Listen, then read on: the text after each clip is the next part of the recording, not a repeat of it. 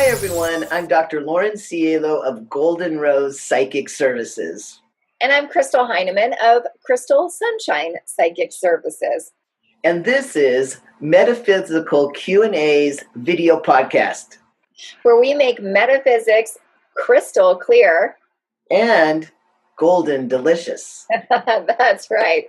Metaphysical QA is a subscription-based video podcast that's going to shift the way each human views the experiences that they're having here on Earth.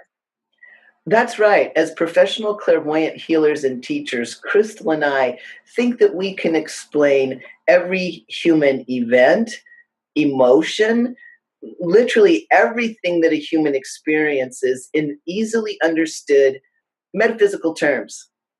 And our viewers and listeners supply the questions. That means you do.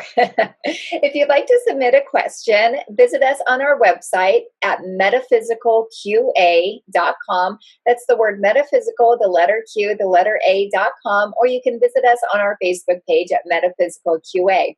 Now, if you listen to the podcast and you hear your name and your question that's been answered, Lauren and I want to offer you a free reading. So what you would do is go ahead and visit our website, metaphysicalqa.com. Go ahead and click on that magic button that says free reading and redeem your free reading from one of us.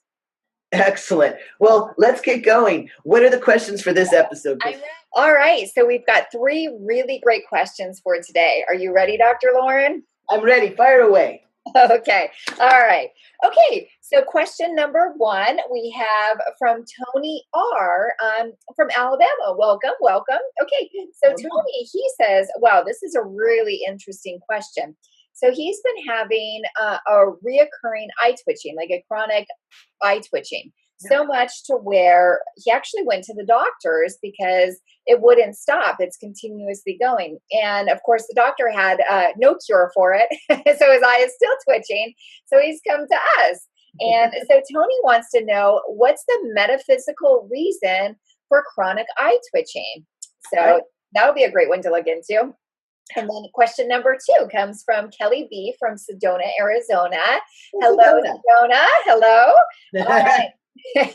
You're going to like this one. This is a juicy one. So, okay. So Kelly, now she's been having sinus infections, and however, it's not all the time. So she's just kind of noticed that about every month, all of a sudden she'd get really congested. So she started journaling her congestion, which I thought was pretty smart. And so what Kelly found in her pattern is that she gets sinus congestion around the full moon. I know, right? This is going to be a great one. All right. And then question number 3 comes from Rosa J. from Toronto, Ontario, Canada. Canada. Excellent. Shout out to Canada. We love Toronto.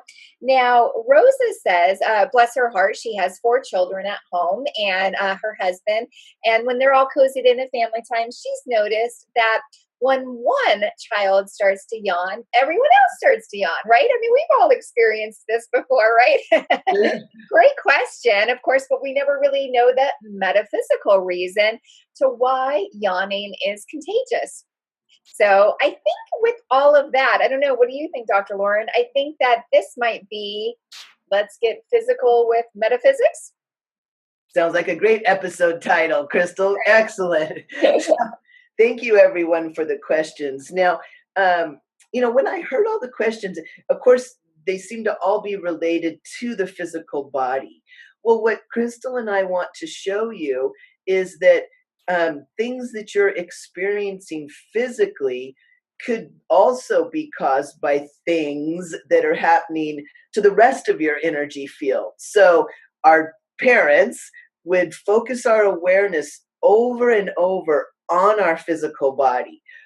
Pick up your feet, watch where you're walking, right? Get out of the way, right? Now, that a lot. Yeah. So the other parts of you may not even be aware of. So what we're going to speak about in this episode is that your body and the things that you experience physically are generated by the 5 senses that your physical body has, But in addition to that, your 7 spinning chakras and the auric field that they produce. So those parts of you plus what's inside those parts will really be key to answering these questions from a metaphysical standpoint. Are you ready? Let's do it. Let's do it.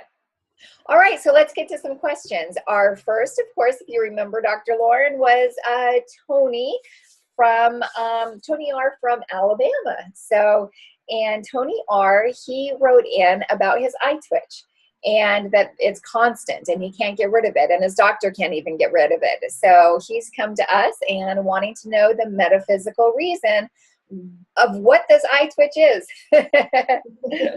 Excellent. Well, Tony, thanks so much for your question. Now, well, let's first start off maybe by talking about this from a doctor's standpoint. Maybe we'll start with the earth plane and expand into what is actually metaphysically happening.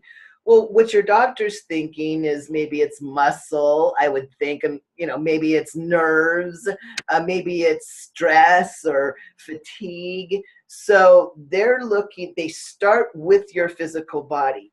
But like, again, we mentioned at the beginning of the podcast, the physical experiences, sensations, symptoms, in this case for you, that physical body experiences doesn't just come from the parts, the bits and pieces of the physical body like your medical doctor thinks, and maybe not just from the 5 senses that your physical body has.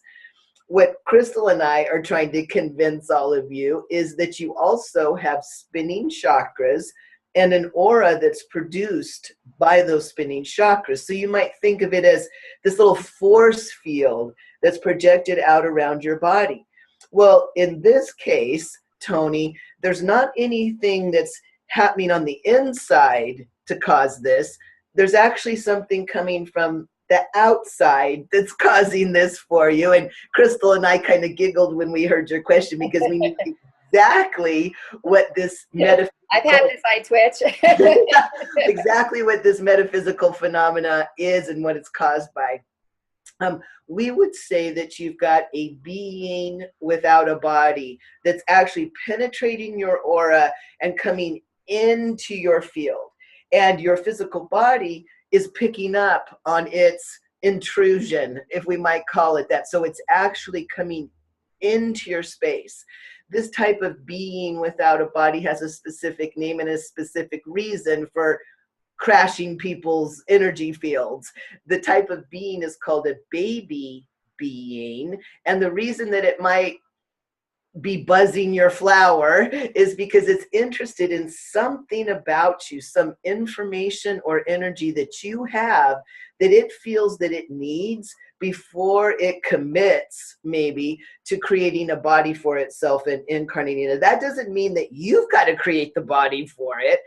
Baby beings buzz people who could never bring them in, maybe people that are too young to reproduce, too old to reproduce, or just don't have the right equipment. So maybe we'll hand it off to Crystal and she'll take a little, maybe add to my metaphysical explanation and then maybe take a peek at you and see what's really going on. So Crystal?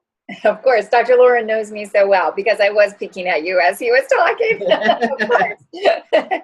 Yeah, and I love baby beans, and I had one with me for a little bit of time as well. And it's like they just sort of buzz around and they collect information. So, and I was energetically looking into you, Tony, and what I saw was it's actually this little male being that's coming into your space. I got the name of Adam, however, like he'll probably change his name for right now. That's what it is. And there's something about your energy that he's really wanting to learn from. And that's really what it is. It's like they come down and just learn things. It's like they're kind of little, picking up little pieces for their little basket called life. And I think this being particularly is picking up on learning about your geographic location. So it may end up reincarnating into your area. And there's something about a male body that he's really attracted to as well. Maybe this being was someone that is typically used to incarnating as a female body. And so now he's chosen to take a male body. And so he's really learning like how to be a male through you. So it's very interesting to look at it from a metaphysical perspective. Now, I'm sure your biggest concern is, how do you get rid of this little baby bean? And how do you get rid of this buzzing? Because your eye probably feels like it's buzzing, right? Okay. Well, what you can do is you can really just have a conversation with this baby bean. I mean, he's coming into your space, and we control our space here. We are able to be the master controller of our seat right here. And so what I would recommend is just sort of acknowledge this little baby being. I picked up that his name was Adam. So just go ahead and maybe have a little inner conversation with him. And you can talk outward, just like, Dr. Lauren and I are talking to you now. You can talk inward. That works too. Like, they hear it in every form, and you can just say, thank you for being here. Please get all the information that you would like as quickly as possible. And please leave. Please learn from someone else. Please leave. And he'll leave. It'll be fine. Yeah. And I guarantee you your eye twitching is going to end pretty quick. So I think that's just the steps, is you recognize, say hello, and just say, please leave now. I'm done with you. And it's what Lauren and I would call, updating your soul contracts and like really working through things. And of course, that's something that we both teach. And, but that's pretty much it. You can just say, please leave now. I'm done with you. So I hope that answers your question, Tony. And we're so appreciative that you trusted in us to find the metaphysical reasons you're eye twitching. All right, we're on to question number 2 from Kelly B in Sedona, Arizona. So Kelly, she communicated a common human experience of getting, sinus infections, maybe at certain times or in certain cycles.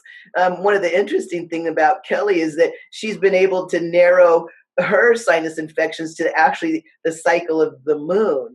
So let's start out, first of all, with a little bit of a metaphysical explanation of what causes sinus infections themselves, and then we'll move on to the full moon thing. All right. Yeah, that sounds great. Okay, Kelly, so of course, Dr. Lauren and I, we often get sinus infections, and so we know this question. So really what that is right here we have our throat chakra. It's right here.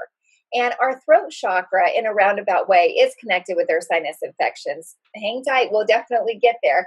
But our throat chakra, it's our communication center. It's our verbal, our non-verbal space. So it's our clairaudience, our clear hearing. It's how we speak. It's how we hear. It's our communication center.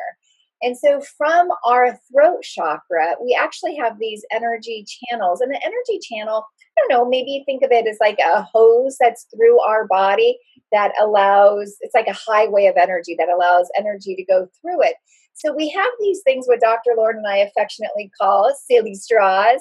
So they actually connect. Here's our throat chakra right here. And again, they're just wheels of energy that are spinning and collecting information. And then we have these telepathic channels, these energy channels that come up through here, all the way up, down here, almost like little glasses, right through your sinuses. Does that sound familiar, Kelly? Down here and around, and then back to your throat center, your communication center. Now, what happens is everything we do in some form of communication, verbal, nonverbal communication, we're collecting bits of information, right? And so these pictures, this information, it clogs your telepathic channels. It can clog how you're communicating, therefore really coming into making you feel like you have a sinus infection. And there's 2 ways that it could come in. Think of it as your computer system, right? Or your internet system. There's broadband and then there's narrowband. Now, broadband is sending pictures out to a group. You're sending information, you're communicating to a large group. And remember, it's either verbal or nonverbal. And then narrowband is basically just a personal conversation. Like Dr. Lauren and I would have a personal conversation, that's narrowband. And so all of this information gets kind of clogged. It's almost like a drain, like your plumbing kind of clogs your telepathic channels. And so in doing that, it's kind of like a lot of gunk that fills your sinuses, right? That's all. I know we have pressure headaches here. We have pressure headaches here, pressure headaches here. Well, it's just because you have old bits of information, other people's energy, all of that. You're narrow, you're broadband, all of those information's just stuck all along you. Sore throat chakra. Yeah. What about that moon, huh? That's All right. mother. Well, now that we understand a little bit more about why a Homo sapien, metaphysical reasons why it might get a sinus infection, let's take a little closer look at Kelly and really see what it has to do with the full moon. So right when I heard the question, Kelly, I knew the answer. I knew what it was, that for some reason during that phase of the moon, you're just more telepathic. In other words, you're sending out more signals, whether they're, again, just to one person, that narrow band telepathy, or whether you're broadcasting to a whole crowd, which would be broadband, and then the communication's coming back. So they get clogged up, and for some reason the cycle of the moon seems to increase your telepathic abilities. So I'm actually going to send my healing master Akiyamas to help clear your telepathic channels, but I'll tell you what I think would happen, what would really help. Maybe at the next full moon in Sedona, you might go out, and there's this ritual. It's a pagan or Wiccan ritual, and it's called drawing down the moon. And what the healee does is goes out under the full moonlight and actually asks the moon energy to come down into their space. So you're actually drawing in the moon's energy. And for you, I think if I were you, I would intentionally pull the moon's energy down into my throat chakra, and I'll show you what the shape of it is. It's like a tornado plugged into the front of your throat, and another tornado stuck in the back, and the two small parts of the tornado meet right in the middle of your throat. So you can have a mental image picture of the moonlight coming in and just filling in that chakra as it's spinning, because it does spin. And I might even do this: allow the moon energy to kind of wash back and forth through the chakra, even through your physical throat, and really saturate that chakra. And then you could have a mental image picture of, just like, I don't know, like juice and silly straws coming. Allow the moon energy just to start to fill those silly straws stuck right on your face. And again, I would intentionally, if I had this issue, pull the moon energy down into my throat and push it through those channels, as well as letting it go through my body chakras and my aura. But you seem to have an affinity. It's probably past life information. And think about it. I always think this about the moon. Every single time that I've incarnated, there hasn't always been the Eiffel Tower. There hasn't always been the pyramids in Egypt. But every single time I've incarnated here, with any type of body, there's been one constant, whether I was in a tropical environment, a desert environment, a water environment, the moon.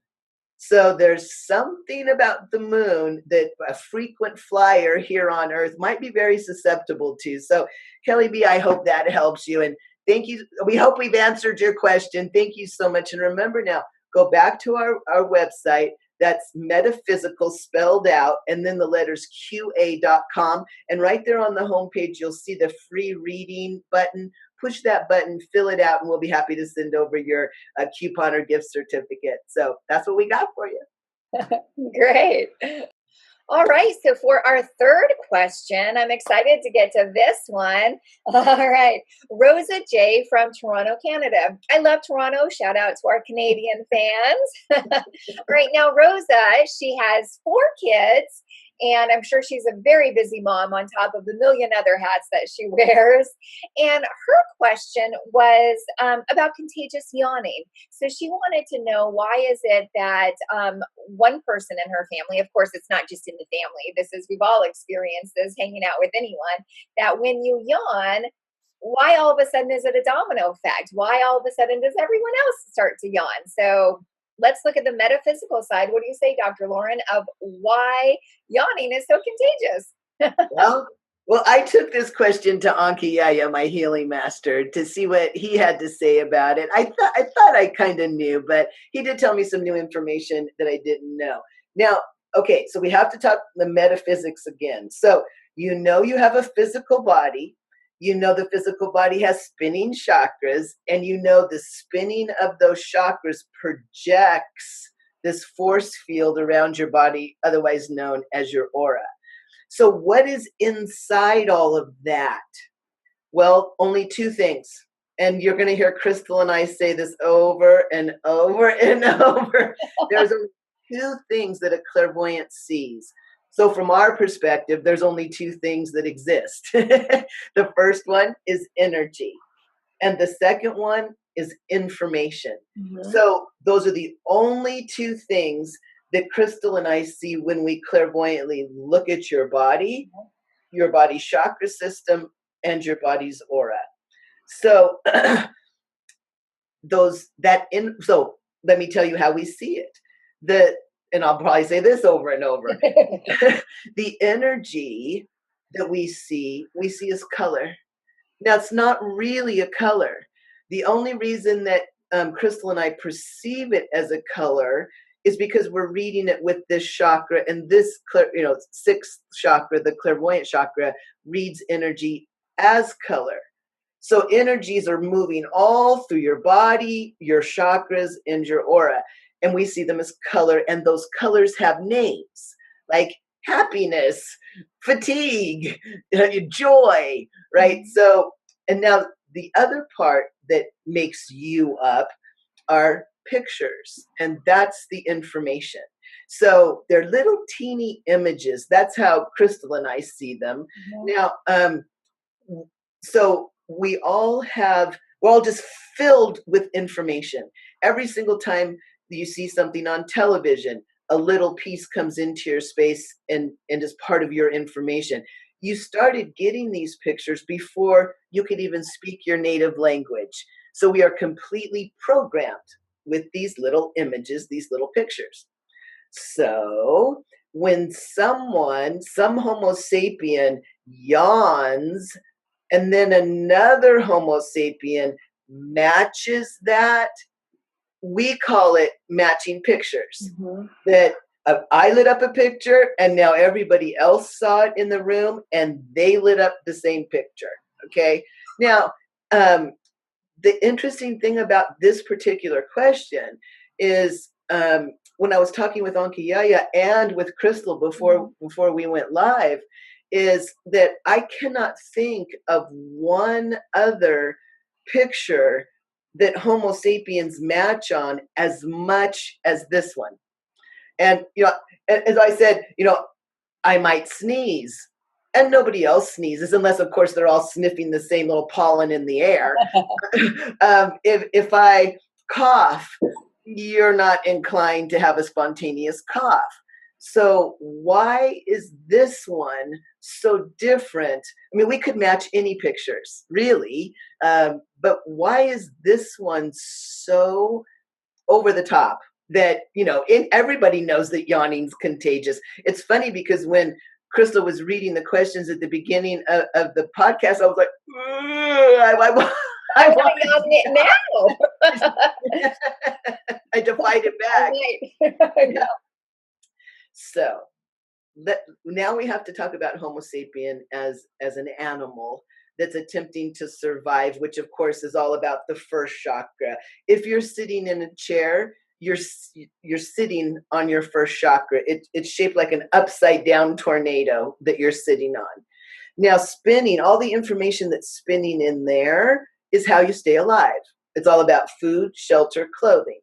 So let's think of Homo sapien again as more of an animal than the sophisticated organisms that we take ourselves for now.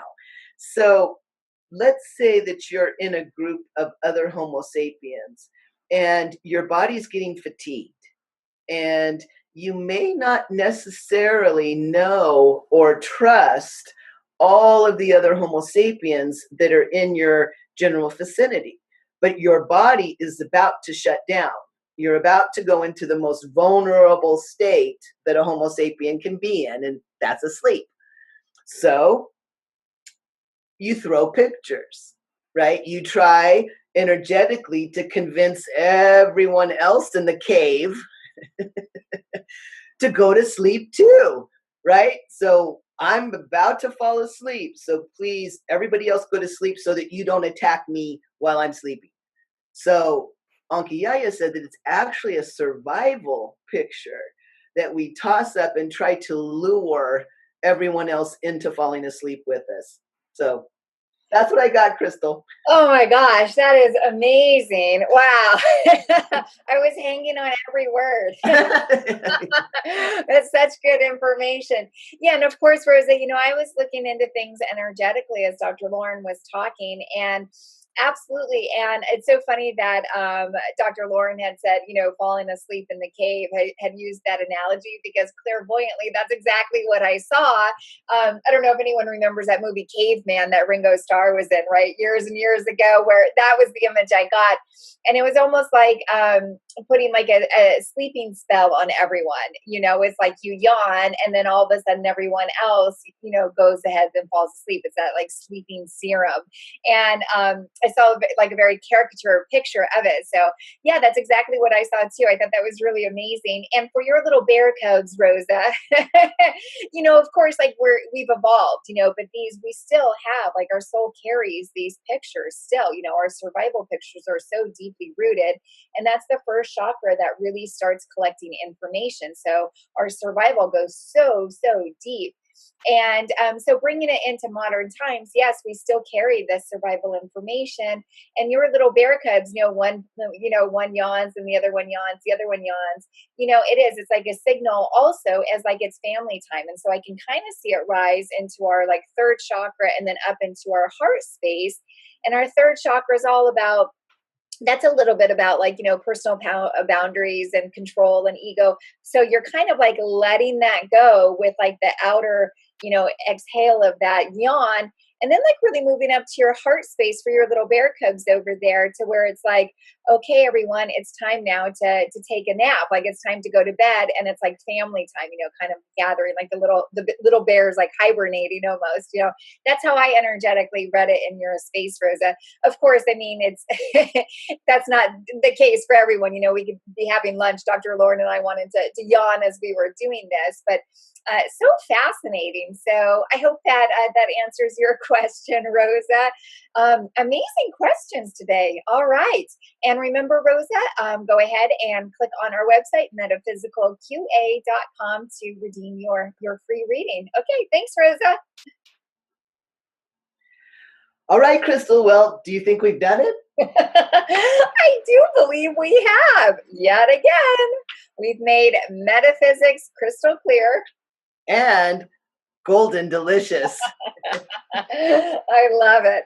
All right. Please go to www.metaphysicalqa.com. That's the word metaphysical, the letter Q, the letter A.com, to subscribe and to submit your questions. And you can find me, Crystal Heinemann, at www.crystalsunshinepsychicservices.com. And you can find me on the web at goldenrosepsychic.com and laurencielo.com. Until next episode, we'll call that a healing. Bye for now. Please hang up and try again.